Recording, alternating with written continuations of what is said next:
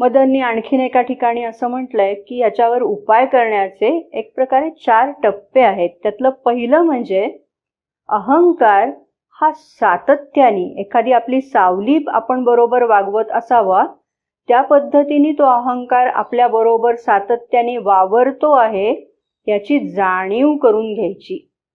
म्हणजे स्वतःचं सूक्ष्मतेने निरीक्षण करायचं. प्रत्येक वेळेला जेव्हा तो अहंकार आपल्यामध्ये डोकावतो आहे तेव्हा त्या अहंकाराचं निरीक्षण करायचं आणि त्याची निरर्थकता जाणून घ्यायची ही दुसरी पायरी. कशी जाणून घ्यायची ही निरर्थकता? तर उदाहरण लक्षात घेऊया. समजा मी युनिव्हर्सिटीमध्ये विद्यापीठामध्ये मी अमुक एका विभागामध्ये पहिल्या क्रमांकाने उत्तीर्ण झाले. व्यक्तीला लगेच त्याचा अहंकार होतो बघा की मी किती हुशार.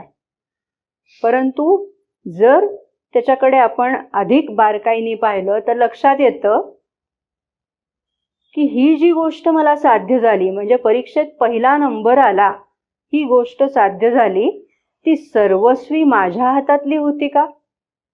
आपल्या लक्षात येतं बघा की नाही, त्याच वेळेला अगदी माझ्या इतकीच हुशार असणारी माझी मैत्रीण पण परीक्षेला बसणार होती, पण आयत्या वेळेला ती आजारी पडली आणि त्यामुळे ती परीक्षा देऊ शकली नाही. मग माझ्या बाबतीत सर्व अनुकूलता मला लाभली परिस्थितीची, हे काय माझ्या हातात होतं? ते काय माझं कर्तृत्व आहे? तर आपल्या लक्षात येतं नाही. म्हणजे आपण ज्याचं कर्तृत्व, ज्याचं श्रेय स्वतःकडे घेतोय आणि त्याचा अहंकार मिरवतो आहोत, तो अहंकार अतिशय निरर्थक आहे हे अशा रीतीने विविध परिस्थितीमधनं आपल्या लक्षात येतं. किंवा त्याची निरर्थकता जाणवते आपल्याला कधी? की जेव्हा आपण अतिशय भव्य दिव्य विशाल अशी एखादी गोष्ट पाहतो, अनुभवतो. उदाहरणार्थ हिमालयातल्या गिरीशिखरांवर आपण जेव्हा जात असतो तेव्हा तिथे आपल्याला स्वतःचं खुजेपण जाणवतं.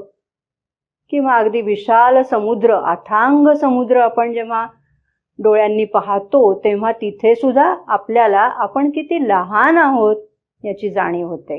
म्हणजे भव्य दिव्यतेचा अनुभव आल्यानंतर आपल्याला त्या आपल्या अहमची निरर्थकता जाणवते. ती जाणवून घेणं हाही एक महत्त्वाचा भाग आहे.